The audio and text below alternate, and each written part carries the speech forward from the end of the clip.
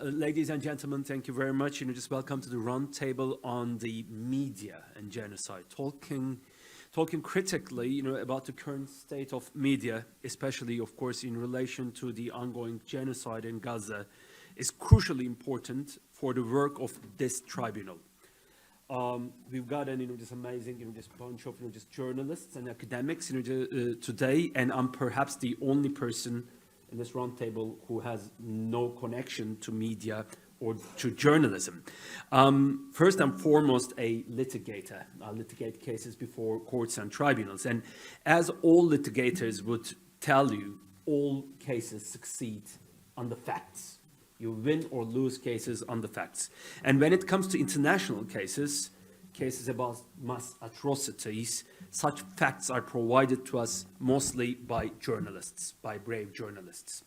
Similarly, the media is crucial to win or lose the court of the public opinion. Any mass atrocity needs to create consent for its perpetration. The genocidaires need Haspara media to dehumanize the natives, to dehumanize Palestinians in this particular case, to render the victims of the genocide invisible, to create a false narrative of two-sidism.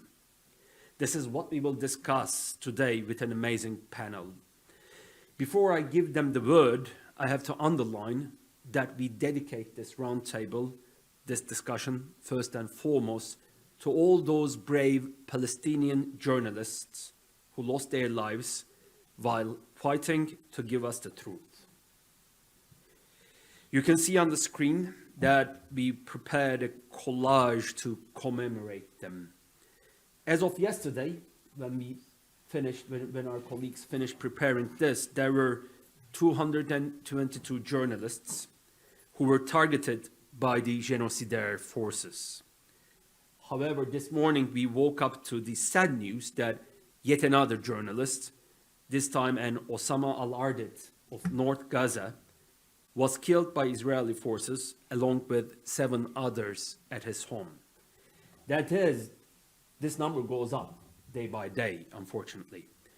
In the words of the Committee for the Protection of Journalists, every time a journalist is killed, injured, arrested, or forced to go to exile, we lose fragments of the truth. Without further ado, let's now turn to our panel. We will start with Lubna Masarwa. Lubna is a journalist. This room, of course, you know her very well. She's the Palestine and Israel Bureau Chief of the Middle East Eye. Lubna, could you please tell us about the difficulties of reporting about this ongoing genocide from the very front, from the very field? We see in your example that being on the ground does not necessitate being an embedded journalist, but I'm quite sure this comes at a price. To be honest, this is the first time I attend an event in the past 2 years, especially in this past 18 months. I think I feel speechless. This is the most documented genocide in the modern history, and the worst media Western coverage as well in modern history. So I just feel like there's not much I can add, and I even feel shy as a Palestinian who live in Jerusalem to speak about my own difficulties, because the true heroes are the Palestinian journalists in Gaza who are paying their life as a price to bring the truth to you outside. This is alongside of the silence of the mainstream media, the political elites in Europe, the US, and the Western governments, which put a lot of responsibility on us as Palestinian journalists, as alternative platforms as well of news, such as Middle East Eye, 972, Al Jazeera, and most of all, the citizen journalism, which is in the shoulders of many young journalists in Gaza, like Bisan, like Hind al-Khudari, like many others who are risking their life every day to bring the truth for us, and being an alternative for, I don't know even how to call the role the Western media played in this period, very shameful.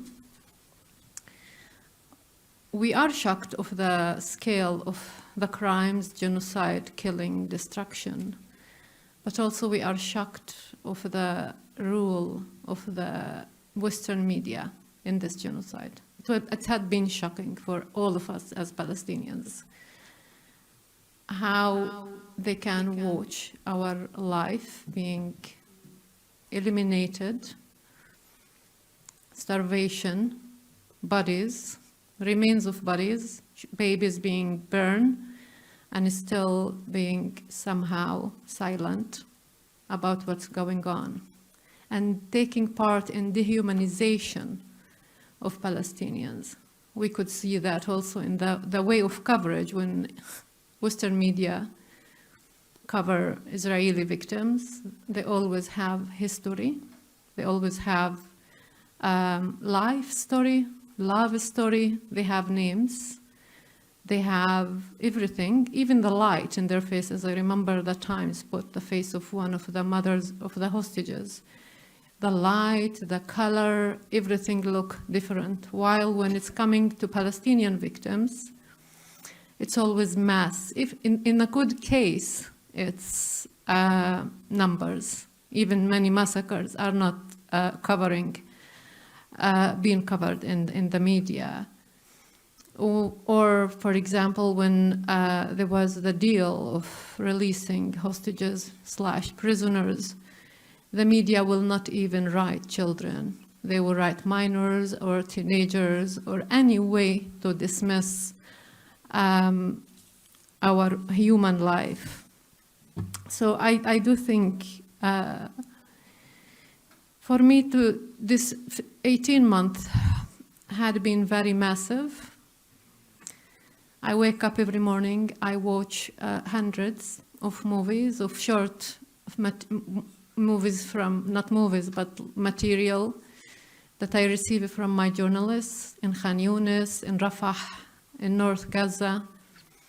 I see a lot of bodies, a lot of hands, a lot of heads, a lot of grief, cry, mothers trying to identify the bodies of their children in mass graves. And it's shocking for me every day, the gap of what I witness, what I see, and the way it's covered is shocking for me. And I'm just speaking randomly. I didn't prepare. I wrote here a few notes, but it doesn't matter. I think it's mostly exposed for us something deeper, because we could argue in the past about they don't know. So all the young Palestinians will be that fixers running with that white journalist in Palestine and to teach them and educate them about what's going on. But now they know we can't say they are ignorant, right? We all, with WhatsApp, with Instagram, passing more and more footage of beheaded babies, burned children, bodies mixed with the flour of people who went to get food and to get flour and being murdered. And still, it's not changing. And I think it's putting us in a new fact of, like, who are the victims? Who's dying? What is skin color? What is where he's coming from? Is he Ukrainian or is he Palestinian? And this is where we have, as a Palestinians, we had a gathering a month ago in Nazareth, in 48 Palestine, to start thinking together how to find the new platforms, how to tell our stories, because we can't rely anymore in Western media. And I want also to mention here something of mainstream media that entered Gaza in the Israeli tanks this 2 years. This is very massive, and writing for Le Monde, for BBC, Haaretz, of course. Will not happen in Ukraine. They will not join a Russian tank and entering Ukraine. So there's something here like media or Western media or mainstream Western media, let's say, let's be more correct in that, failed in covering and standing with the Palestinian people completely. And this should be discussed, should be worked out. And I do think people in the ground, in the world, which I think give us also hope, we see the turning point in the streets. We see more people angry, more people active, and we providing more of our work for them.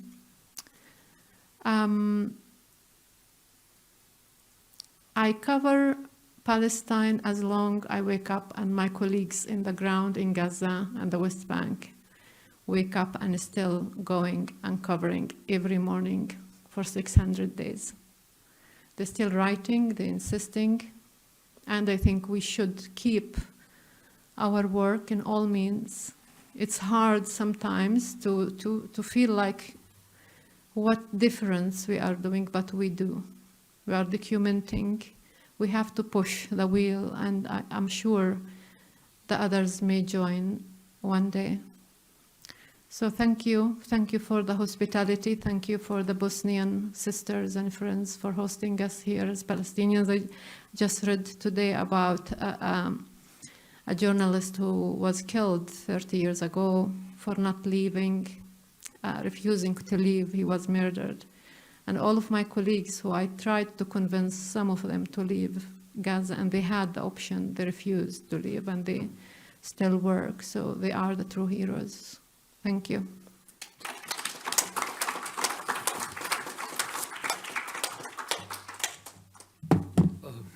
Lumna, thank you very much, for these words, and in your person, we are really very grateful to all those Palestinian journalists, really. I mean, you're doing an amazing job. I will continue with Victoria Britton. Again, many of you know her very well. Victoria has been reporting from Africa, the Middle East, once from Vietnam for many years, decades. She worked for The Guardian. Victoria, what do you think, what are your reflections about the Western media's coverage of what is taking place in Gaza? Well, I'm an exile from the Western media in Britain, although I still seem to manage in France. But I want to say, as this shows, and in fact the Al Jazeera numbers are at least 10 more than that. And I feel that our whole presence here is actually entirely about them and the courage of their lives. As Lubna would say, every day they go out and they do the same things with all the losses and all the deprivation that they have. I wanted to just make one very obvious point. I've been a reporter in wars in Vietnam, in Angola, in Mozambique, in Cambodia, lots and lots of places in the global south. And sometimes my colleagues have been killed. They were killed when helicopter accidents or recklessness, particularly photographers, and one was killed in an asthma attack. This is a completely different matter. This is targeting on such a grand scale, and we know many examples of countries that are hostile to journalists in which they either get imprisoned or killed quietly, but that's individual. This is a mass thing, and as Lubna said, it's trying to prevent the world from knowing. And when you think of all the reports that we see from the UN, from all kinds of Amnesty, Human Rights Watch, all those reports, and a lot of what we've heard here, depend on the work of those journalists. They are the crucial thing that will bring this to an end. So I just wanted to make that how enormously different this phenomenon is. And linked to it, I just wanted to raise the question of one of the narratives in the Western press is, because Western journalists aren't in Gaza, we can't find out what's going on. And it's so monstrous to hear this again and again. We should really press for Western journalists to be in Gaza. I'm telling you, there's no Western journalist could do this job. They're completely ill-equipped. So this is the kind of ridiculous fake narrative that takes up the space and stops people thinking about everything that Lubna has talked about, which is so real. I mean, I'm sure we've all been brought up on, or many of us, perhaps I'm too old to say this, but I'm going to say it anyway, Noam Chomsky's Manufacturing Consent, which is the Bible to teach people or remind people that media is part of state control. And I think the most hopeful thing that I want to bring up is how that has changed. The Western media basically doesn't exist for anyone that I know who's under 30. They read completely different things. Of course they read social media, but then there are all these new outfits that have started. And one or two people have asked me here what I read. So I just made a tiny list. And some of them will be familiar to you all, some of them may not be. Well, the old dissident news are two American ones, Consortium News and Counterpunch. They may or may not be familiar to you, but they're great. Then there's Dropsite, Jeremy Scahill, Ryan Grimm. This is journalism that is real. And I love it that we have access to it and that people believe in it as opposed to the Western press. There's Mondovice, Palestine Chronicle, Middle East Eye, which I think all of us in one way or another do work for Middle East Eye. Then I just mentioned also Declassified, which I was the opening chair of Declassified, and I think they're doing a fantastic job, completely built up over 3 years. Orient 21, which is multilingual. It's not just a French outfit. It's also in English, it's in Arabic, it's in Farsi, it's in Spanish. I'm part of that world, also involves Afrique 21. And the multilingualness of that is something that I really love, and it's completely absent in the kind of British and American world. And then, of course, you get the social media, all the Instagram and the blue skies, that even if you're not on social media, which I am not, your friends send you these fantastic things all the time. So the way, the mood of what people know has fundamentally changed over this period. I think is optimistic and something that we can all think more about. I won't go on.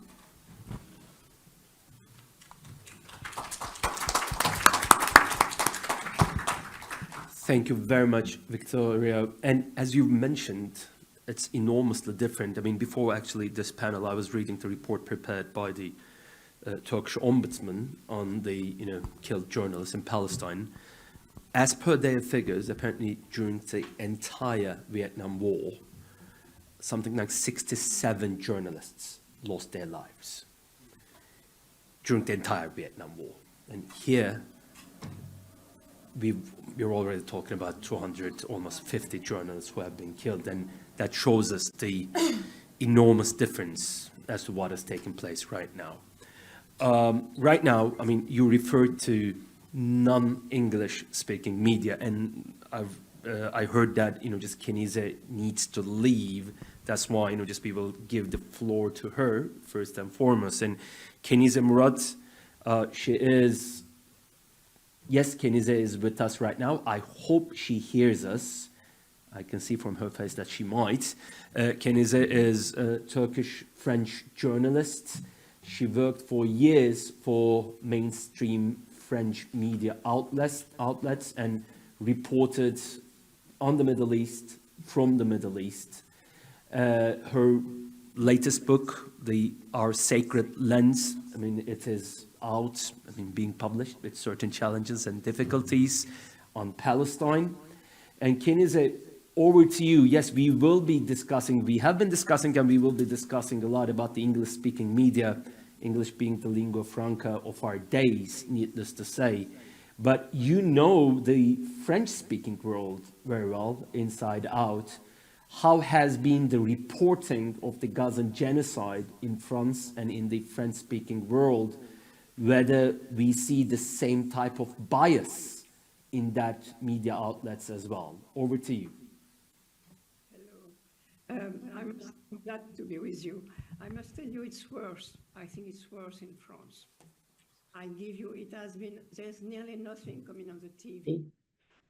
One channel sometimes shows something, and on the French channel, mainstream channel, there's nothing, or very, very little.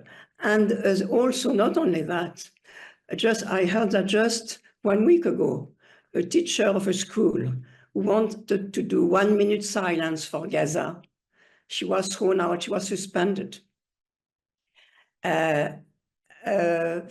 Little while before, sometime before, professors of university have been interrogated by the police during hours because they signed something about Gaza, pro-Gaza. One of them who dared to say that Hamas is a resistance organization and not, as he should have said, a terrorist organization. He said resistance. He has been condemned to 8 months jail.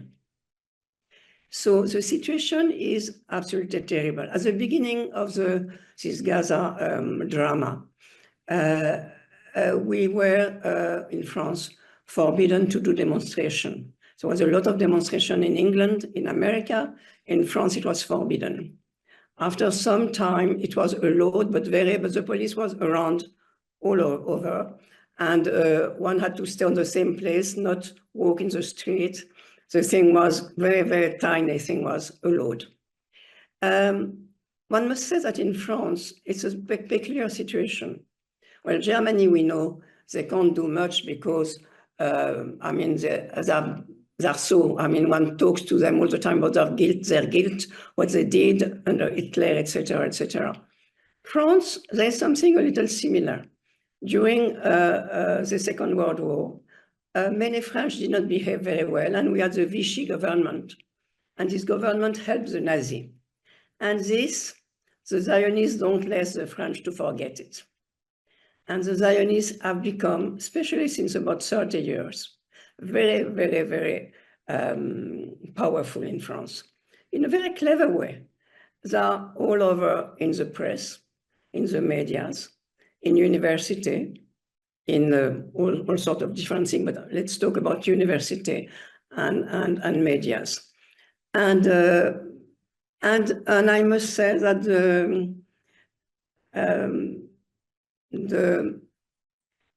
the other part have not organized at all. They are very organized, very, very organized. And now, if you say, and also there's another thing for France, that we have this colonial past, and this war with Algeria. So many French don't like the Muslims, let us say things like it is. Today, Muslim, it has become terrible. Muslim has become an insult. And a Muslim is always suspected to be a terrorist. Added to all this, the government has been trying to pass laws since a few years, and under Mr. Macron, but even before, under Mr. Sarkozy and Hollande, all are more or less the same, to pass law equating anti-Zionism and anti-Israel as being anti-Semitism, which obviously, as said one of our speaker before, has nothing to say. It's not because I would criticize Macron, for instance, that I am anti-French. So they're trying that. They nearly succeed. Each time there are some, scientists or great people from university who still are honest and keep principles and who oppose that. But I'm afraid that they will manage sometime, because you see, when I tell you that a teacher who took for telling Hamas was resistance is condemned to 8 months jail, and a teacher who wanted to do 1 minute silence for Gaza has been suspended. For me, my own example, if I can talk about it, I wrote 20 years ago, when I was first a journalist in Nouvel Observateur, which is a center-left paper, supposedly rather sympathetic to Palestine. In fact, each time I was writing something about Palestine, my articles were censored, because, of course, in France there is no censorship, they say, but there's hidden censorship, which is very, very strong. When there are things in an article they don't like, they say, oh, the article is too long, and they cut the passage they don't like. If it is, the whole article they don't like because it's too much pro-Muslim, pro-Palestinian, pro-Middle East, pro-anti-West or anything. They say, well, the article, we have something more important this week, so it will come next week. And it is never published. So this is what we call, what is really, really very strongly hidden censorship. That was when I was a journalist 40 years ago, after I became a writer. But now it's worse. Now it's worse. Now there is no, today, if they have to show something about Palestine or something, the very day or the day after, there's a big film about Holocaust. There's not 1 week without or a film or a song or a document about Holocaust or about how the Jews have been persecuted. And one does not think, well, of course, it has been terrible. Holocaust has been terrible. But why does Holocaust, does one Holocaust permit to do, for instance, the Germans, they have it wrong on all parts. They have done an Holocaust, and now they think that they are going to be forgiven this Holocaust by allowing another Holocaust. So anyway, to come back to my experience also as a writer, during the first Intifada, I was so outraged to see how the papers were covering in such a, double standard and all that I knew it would be very dangerous for me to write a book about the problem. But if I was not doing it, I would feel could not look at me in the mirror, maybe. So I wrote a book. And this book is, I'll show you. So this has been added after, but the book is called, in English, it has been translated in 4 languages. 8 languages, sorry.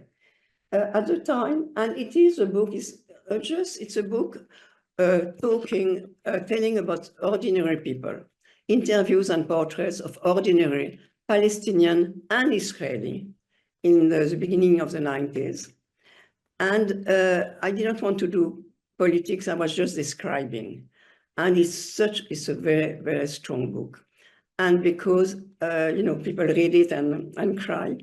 And the thing is, because I always thought that one must talk not only to the intelligence and the head of the people, one has to talk to the hearts.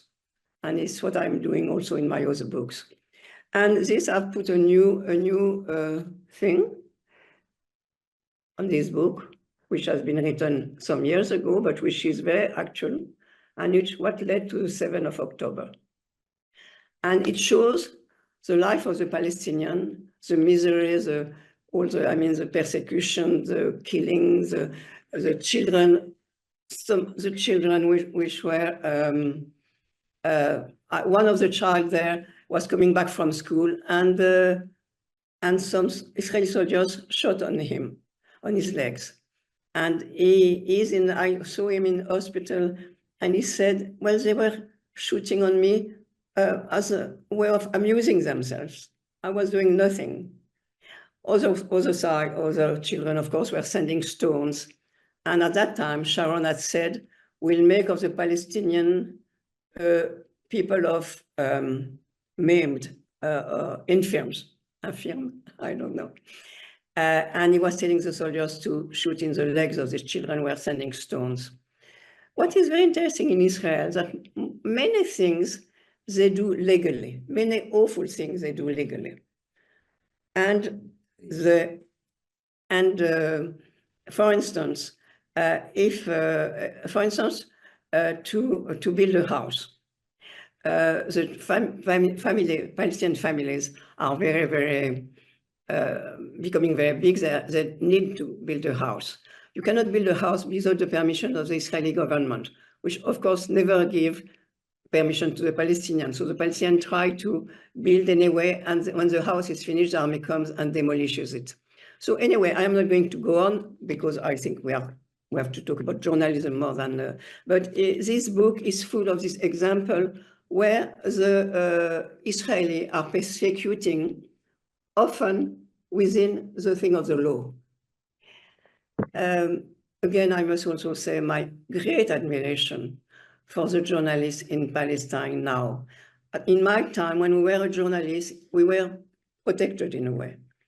But now, being a journalist, you are targeted because obviously information is the most important thing.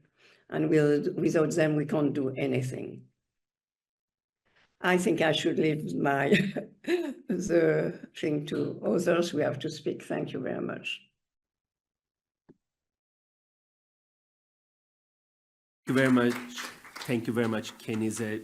It's been great to hear your views regarding the situation, state of affairs in France in the very first place.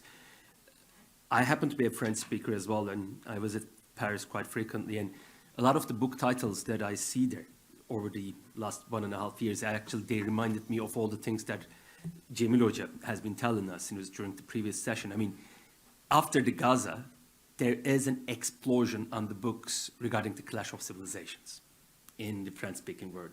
La guerre des civilisations, comment défendre l'Occident, l'islamisation de l'Europe.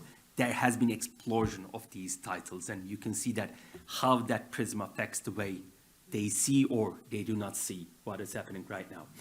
On that point, I will move on to Ezgi Başaran. Ezgi is a Turkish journalist, author, academic who writes and reports on the Middle East. Ezgi, you're not only a journalist, you're an academic as well. You come, just with that conceptual framework. And you have been the editor-in-chief of Radikal, one of Turkey's main dailies that reported on human rights issues, basically. Yes. You have been in the editorial board. Yes. And when do you think, Ezgi, this journalistic malpractice, to say the least, that we are facing right now, descends into complicity, into an international crime? Mm-hmm. Where is that thin red line? How do you see that? Okay. Shall I just move there? Yeah, what? Okay. Oh, God. Thank you, Mehmet, and thank you, everyone.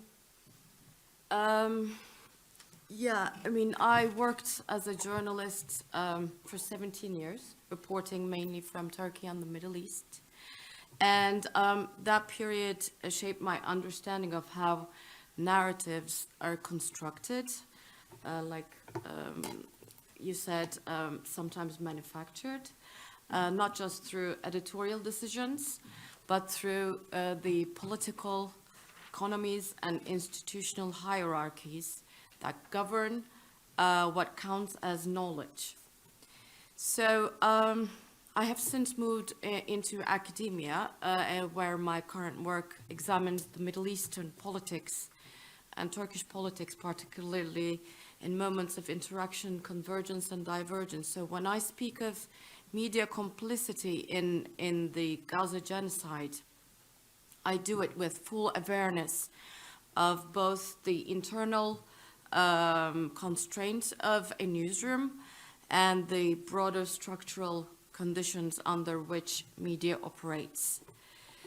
So I think what I would like to talk about is three modalities. First is the unpeopling of news stories that involve or related to Palestinians. The second is the myth of objectivity and the strategic production of that myth. And third is just, I think we need to remember the power of algorithms. So as we've had this at the back and the number keeps increasing, and as also Kenisa said, these journals are not being murdered, they're being targeted. So we have to realize that those are not incidental casualties. They are silenced because they are insistent on documenting the war from within. So this is the most overt and brutal way of how the media complicity in the genocide manifested. Other forms are more insidious. Scholars have described a pattern of unpeopling. You can also, I mean, the lawyers would say when, you know, lawyers like the current British Prime Minister, Keir Starmer, you know, refuses to call this a genocide, and that is actually called a terminological hair splitting. This can be done through media stories as well. And the media stories can be unpeopled, not only Gaza itself. For example, Palestinians are routinely described as being killed, as something passive or struck or stuck, and rarely the murderer is named. And children in Gaza are usually minors, while Israeli children are always children. So the linguistic asymmetry is, you think, accidental, you're mistaken. This is systemic. In a similar way, if you just read the news stories and or just hear the you know, very mainstream quote unquote prestigious news you know, hours, you would hear the descriptor Hamas run for Gaza, which implicitly renders all infrastructure, schools, hospitals, you know, bakeries where you, I mean, there are none left, but so they make it legitimate military targets. This is so insidious. And so in this way, actually, it is the framing that obscures reality rather than manufacturing or fabricating truth. So framing alone suffices. The second major issue is actually used in other issues around the world that are monumental and pivotal. The weaponization of journalistic principle of objectivity. So first, this is an important principle of our trade, but the concept has to first be hollowed out. Then it is strategically applied to an utterly asymmetrical war. Israeli state narratives are rarely challenged. If you have seen one, just send me the link in mainstream news coverage. In the name of so-called objectivity, lies are often given a platform to quote-unquote counterbalance the voices of Palestinians.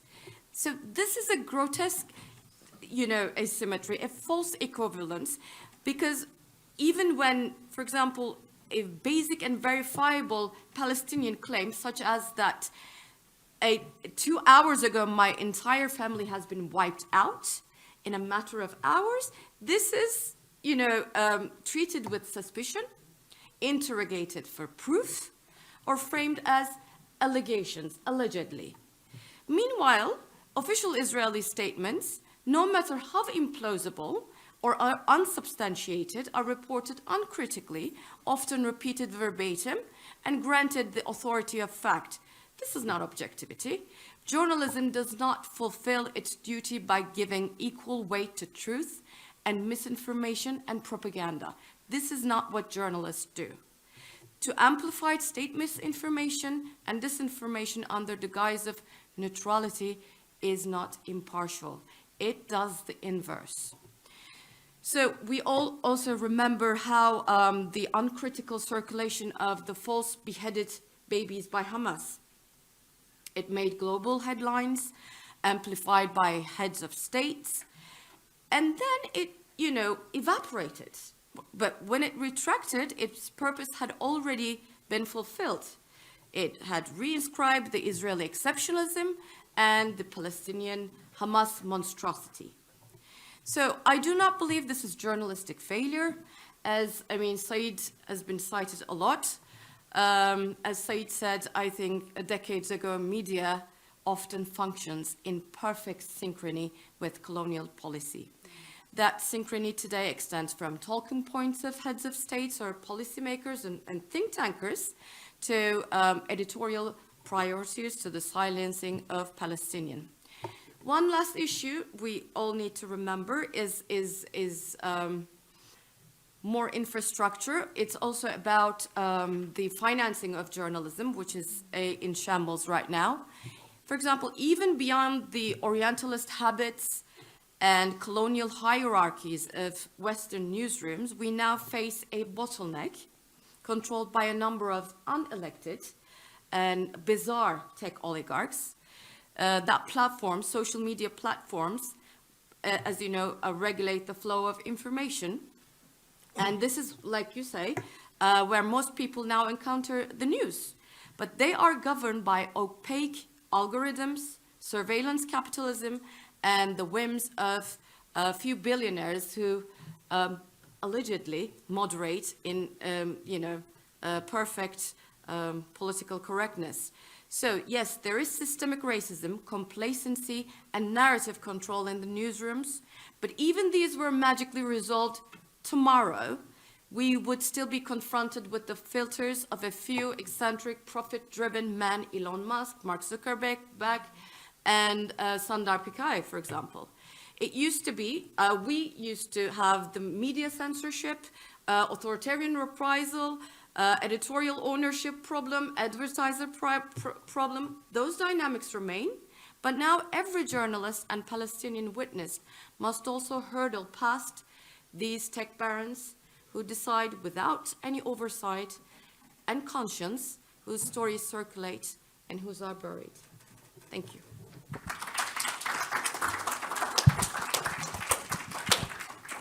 Thank you very much, Ezra, for this tour d'horizon, for this holistic analysis, really. And you referred to the manipulative headlines, basically, and just when we are talking about Israeli kids, it is children, just but when we are referring to Palestinians, it's always minors, and Palestinians, just are always killed in the passive tense. Who did that? It's always up in the air. And I believe it's a good segue for me to move on to Asal Rudd.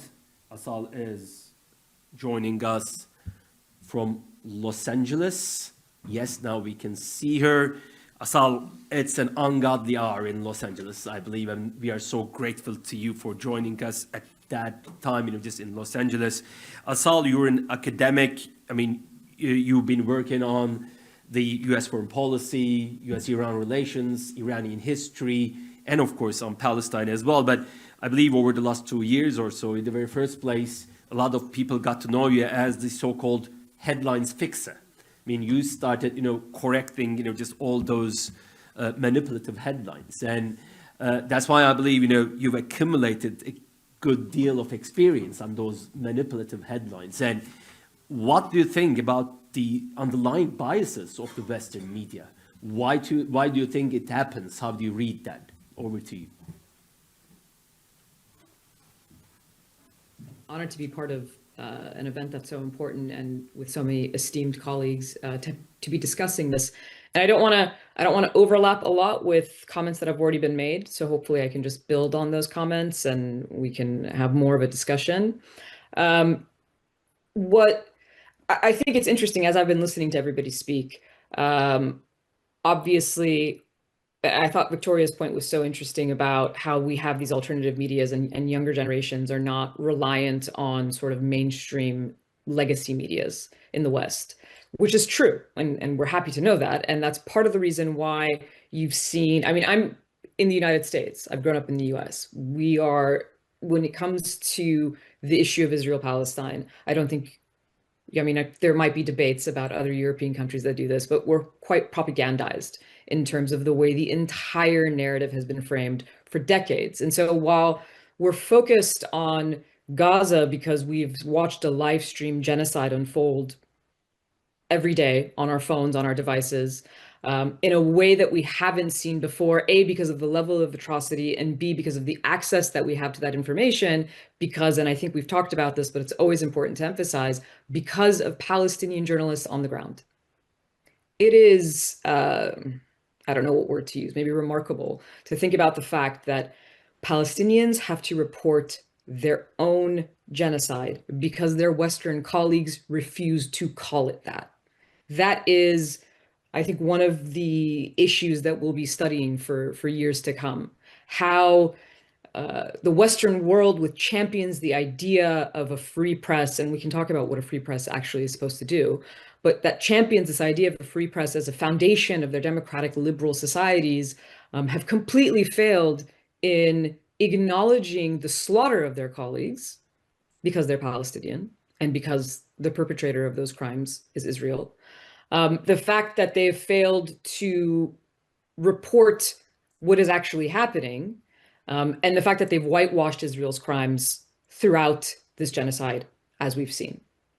And so the narrative shift that you've seen in the US, where there's actually now polling where Israel has lost quite a bit of favor in the American populace, is because of those very sources.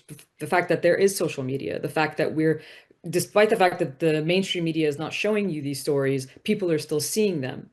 At the same time, I would say that legacy media still has a huge role and influence in the broad narrative, especially because we have aged societies. Like there are many, many people over 30 who are still looking at these broadcasts, whether they're watching it on television or whether they're, reading a newspaper, reading something on their phones. I think there's another part where social media actually plays a factor because a lot of individuals in the public are not following these events the way that we necessarily are. And so the way that they're getting information is passive. As you're scrolling through and you see a post or a headline, and this is why I focus so much on headlines, that passive way of receiving information is how thoughts and ideas are being shaped. And this is essentially how propaganda works. If you repeat something over and over and over again, it starts to stick in people's minds and they assume that it's a truth. For instance, if you've ever heard the phrase, Israel has a right to defend itself, because it gets repeated over and over and over again. But you never hear the phrase, Palestinians have a right to defend themselves. Palestine has a right to defend itself. Iraq has a right to defend itself. Iran has a right to defend itself. Lebanon has a right to defend itself. That phrase is never uttered, but Israel has a right to defend itself is repeatedly said until this becomes an ingrained concept within the mind of the public. And so this brings me to the sort of question, again, not repeating the fact that I think we've covered a little bit about how, how dehumanizing language works, how whitewashing works by lack of attribution to Israel, not naming Israel as the culprit, how framing is important. We've discussed all of that. So let's just talk for a moment about what is a free press? What's supposed to be a free press? What's the difference between what we call a free press in the West and an authoritarian or the press under an authoritarian state? Well, in an authoritarian system, there's no journalistic freedom, theoretically. And that means that journalists or these institutions, media institutions, simply repeat what the state says because there's no space in which they can challenge the state narrative. That's precisely what we've seen occur in terms of how Western media has covered the Gaza genocide. Just the fact that they don't use the word genocide to describe what is happening. The fact that there have been UN reports that concluded that Israel is committing genocide that get basically no coverage in the West. When the largest human rights organizations in the world, such as Amnesty International and Human Rights Watch, come out with reports saying Israel is committing genocide, meaning they've concluded that Israel's actions constitute genocide. It's still framed as allegations. And within the same headline, you get something that says, Israel denies this, as if the party committing genocide has an equal say in whether or not they are committing genocide, and not the institutions that were created to prevent said genocide from happening. So what you've seen in the Western media is a repetition of whatever is the Israeli state says, Israeli officials say, as truth. It's presented as truth. Israel says is often, you don't even have to see Israel says. You'll see headlines that say, 50 Palestinians, well, I wish they would say 50 Palestinians killed, but, 50 people killed in Israeli airstrike targeting Hamas. It doesn't even say Israel says they were targeting Hamas. It just says targeting Hamas, stated as a fact. When those 50 people who died, most of which were women and children, clearly not targeting Hamas. So this is the kind of repetition of Israeli positions that you see, as well as US government positions. When it was the Biden administration, whatever the Biden administration said, that was repeated in the news. If President Biden questioned the death toll, which he did very early on in the genocide, dehumanizing Palestinians in the process, that's when you see the emergence of this phrase when he says he doesn't trust those numbers of Hamas-run health ministry. And the media picks this up and everybody starts using it, all to undermine the numbers, which are actually underestimates. The number of people killed, we do not know, but we just know it's much higher than what we've actually been able to see, because the chaos on the ground doesn't really allow for accurate counting and measuring and identifying of bodies. Just imagine how many thousands of people are still buried under rubble and they cannot be retrieved because Israel destroys the heavy machinery needed to retrieve those bodies. So the idea of the free press is supposed to be to challenge the state and to tell the truth. It's not to point out what both sides are saying. It's to say, what is the truth? And that is what has been lacking in this coverage. And there's one more point that I wanted to make, and using a concrete example, because we've talked about this idea that a few of the speakers have mentioned Palestinian journalists and the fact that Western journalists foreign journalists have not been allowed into Gaza. But you have Palestinian journalists on the ground. They're trying to do this work, and they are doing this work. The reason why there's reporting lacking sometimes in the Western world is because they don't listen to Palestinians on the ground. So the horrific story of 15 Palestinian medics slaughtered by Israel, which Israel lied about, after burying them in mass graves, crushing their ambulances and burying those along with the bodies. Palestinians were reporting that this was happening many days, about a week before the story finally started getting played on mainstream media. And that's only because the UN finally revealed a mass grave with aid workers, with 15 aid workers still in their, still wearing their uniforms in mass graves with crushed ambulances. So it wasn't until the UN actually revealed the grave that Western media started to pick it up. And what did they do? They started repeating whatever Israel said. As the story came out that Israel was clearly lying, which has happened repeatedly, they were forced to say, well, this casts doubt. This is the framing. This casts doubt on Israel's story. No, Israel lied, because Israel lies repeatedly, but you'll never see that phrase used. Not only will you never see the phrase Israel lied used, but they will continue to cite Israeli sources as being factually true, despite the many, many lies that they have been caught in. So this is the sort of picture that has been created where whatever Israel says is fact. Palestinians, who are actually the ones being slaughtered and are reporting their own news, have to be verified somehow by some outside source in order for it to have legitimacy. And we can discuss, this is a separate conversation, I think. We can discuss the racial bias, the racism, the anti-Palestinian bias that plays into the anti-Muslim bias, all of these layers that play into how the story is being told. But the reality of it is the story is not being told, at least not by the mainstream Western press.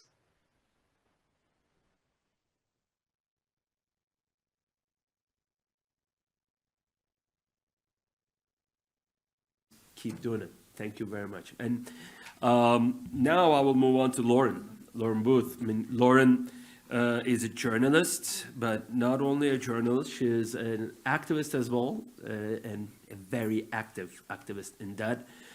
She has been involved in, just various aid campaigns towards Gaza. She has spent quite some time in Gaza, and she has been reporting, of course, on the Gazan genocide, prolifically as well. Lauren, I know that you also, have a few words to say regarding the Western media's framing and how this amounts to complicity. Do you want to speak from here or there? It's up to you. But I won't be too long, I promise.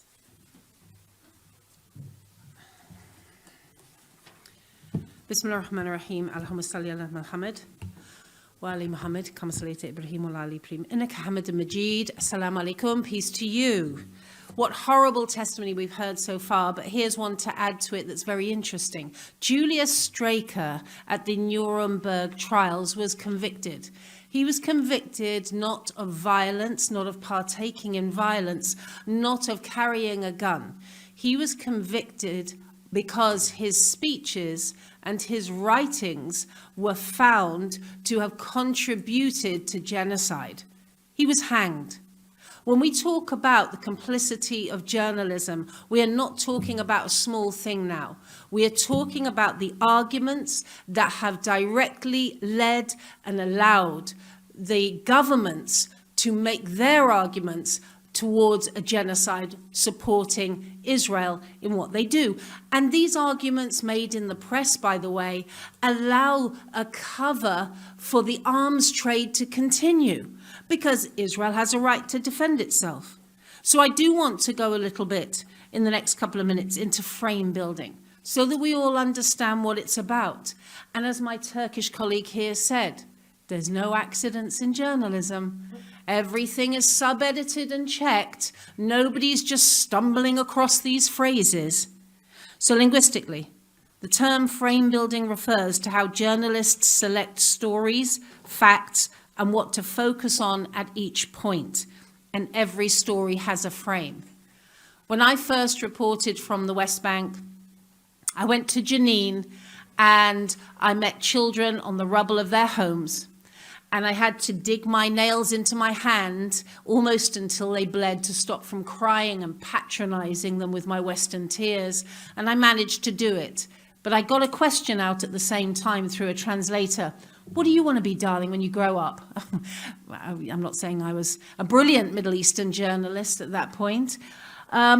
So I asked them, what do you want to be? And a 9-year-old said to me, I want to be a doctor. And the next little girl said, I want to be a teacher. And the next little girl said, I want to be a psychotherapist. These are on the rubble of their Jenin homes with no shoes. So I said, psychotherapist, thinking, how does she even know that word? Why? And her answer went right to my heart. She said, because my people are in pain and I want to help them. I wrote this. Now, I was naive. It was my first article from Palestine. And I said to my editor, Peter Wright at the Mail on Sunday, Peter, don't change a word or I'm pulling this article.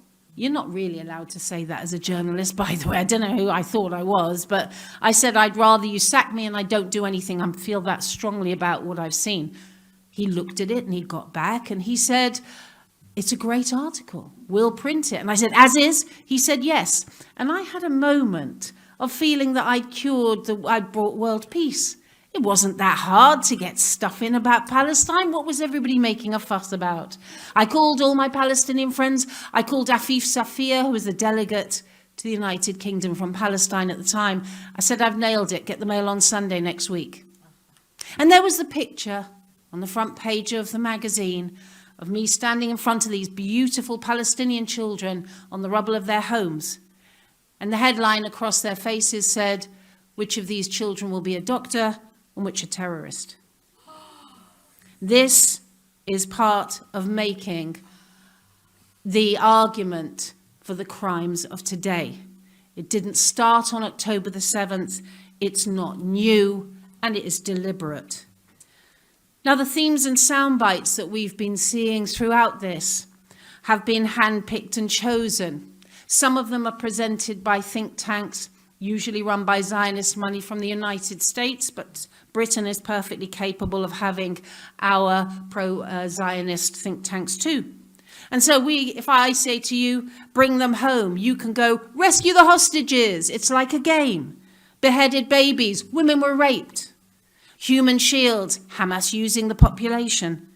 End Hamas. Here comes the mission creep of the Israelis. Shifa Command Center. It's under the ground. The tunnel's under the ground. But as my Turkish colleague said, you couldn't say anything from the Palestinian side. Do you have a soundbite that sticks in your mind from a representative from anywhere in Gaza that is memorable, that stays with you? This is not a game. This is very, very serious. And it is time that people are held accountable. And we have to think of the mechanisms that are going to allow that to happen. But first of all, we have to unpick. Who are these editors? Who are they working with? What is the phone call that comes in at 2 a.m, right? I've been in newsrooms like you. You know, the next day, I had a phone call from the Israeli embassy. So what? I mean, literally, so what? Are we a British newspaper or not? But the right phone call at the right time, headlines get changed. We can't really have that person on. And I'll end with this, because it was one of the most visceral, kind of obvious moments on British TV. Hossam Zomlot, the Palestinian ambassador to the UK, in November 2023, had a great deal of members of his family wiped out in a Zionist missile, and he went straight into an interview on Newsnight with Kirsty Walk. And he said, look, my family in Khan Yunus have just been decimated, so, you know, this is what the weaponry is doing right now. And she said, oh, it's terrible to hear about that, but do you condone violence? This is a sickness, it is deliberate, and I would like to see us at this tribunal start looking at making the mechanisms that allow this to happen payable, pay a price, make journalists, welcome journalists who are whistleblowers, because there have been open letters from as early as the end of October 2023 trying to push for a fair hearing for the Palestinians. And finally, I'd like to say, just a big tribute to all of our colleagues who are on the ground. In Gaza, I cut my teeth. Many of them taught me how to do a news package. And it's not just them that are targeted. I think we have to remember that when they go on a story, they know that at home, they may not go back to their children and family. These are crimes. And I pray to God that they get paid for, and the shaheed in heaven, and those who are doing this are going to hell. Thank you.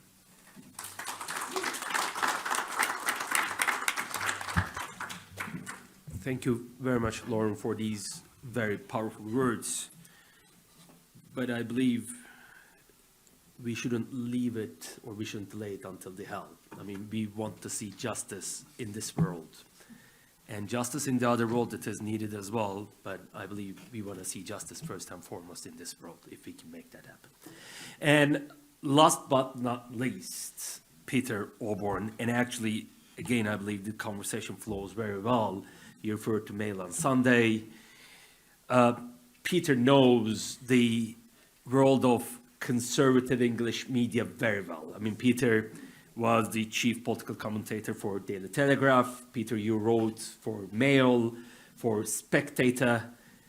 You know all the good old chumps, old chaps over there. I mean, you know all of them very well. And not only that, I mean, Lauren, you referred to the financing, funding, just of certain media outlets.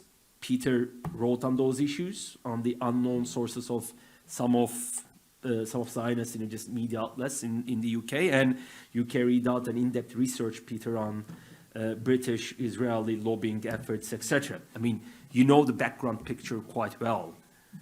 What lies at the background? What makes this framing happen? Who are those who give the phone calls at 2 a.m. in the morning that Lauren has referred to? Tell us, Peter. Slowly, so that we can fathom.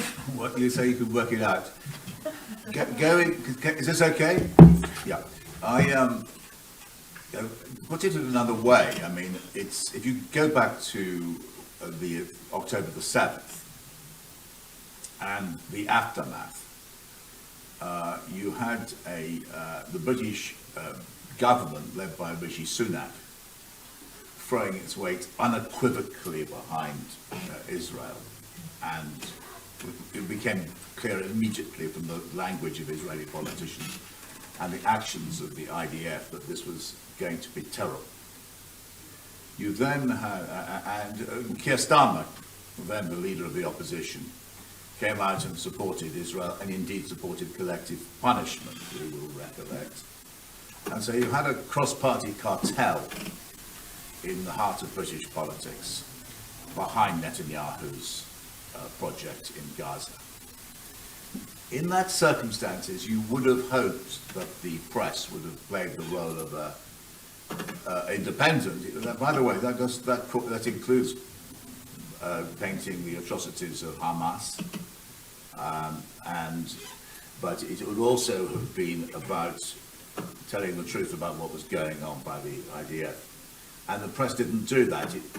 It actually became part of this cross-party cartel. And so there was Labour, Conservatives, and the British media, and the BBC, all on the same side. Now, so if you did have an objection to the daily slaughter of Palestinians, you had no mainstream place to go in Britain. You couldn't read the papers, and you couldn't, the politics was not there for you. And so there were protesters, the street marches. That was the only way to do it. And the role of the press over the last 18 months has been to target the protesters, to smear, delegitimize the protesters, turn the protesters into anti-Semites, Islamists, terrorist supporters, invent, fabricate, smear. And that has been the story, the fundamental role of the British media. Not been the attempt to tell the truth, it's been an attempt to reinforce the state political Israeli narrative. Of course, they were joined by one further party, the far right. Tommy Robinson, now out of jail, Reform, Farage, etc., coming out, and that is, and what has happened to the British press?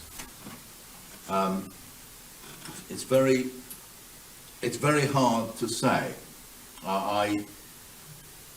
The main groups are completely pro-Israel, much more so even than the Israeli papers.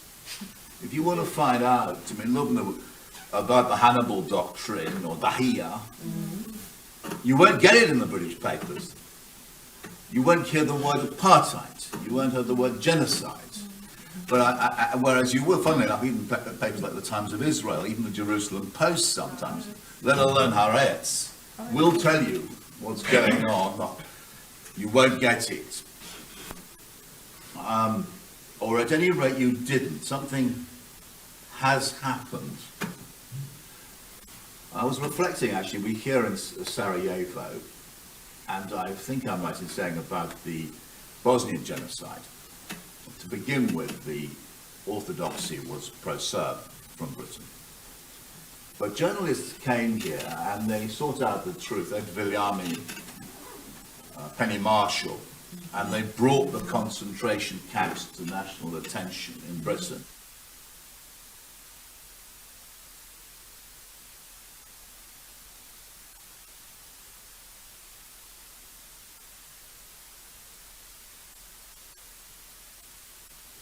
From the British public, the conditions in Israeli prisons.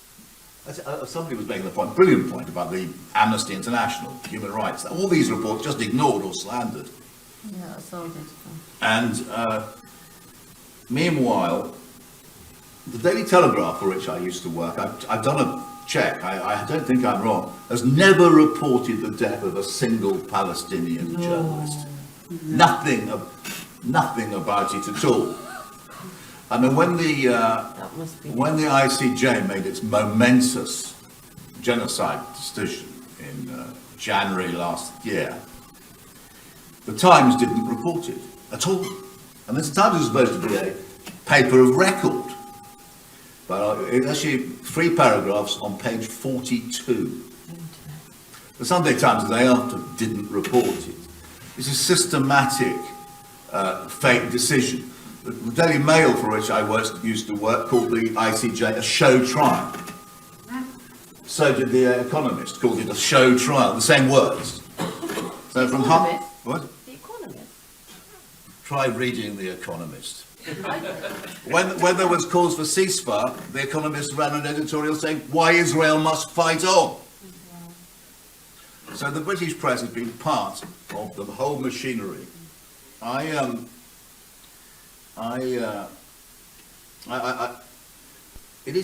do find this really ugly. You know, if you write a sort of controversial piece which insults an important politician, but something, it's a very brave article, Peter. Not a word. No, have we had anything really about the deaths of these 200 Palestinian journalists, 200 more? Quite often you'll get Israeli stories run about them saying that these people are a Hamas, i.e. articles in British newspapers putting a target on their back. They're part of the attack on the Palestinian journalists. And let us not forget the immortal words of David Lammy. There are no journalists in Gaza. That is depersonalization.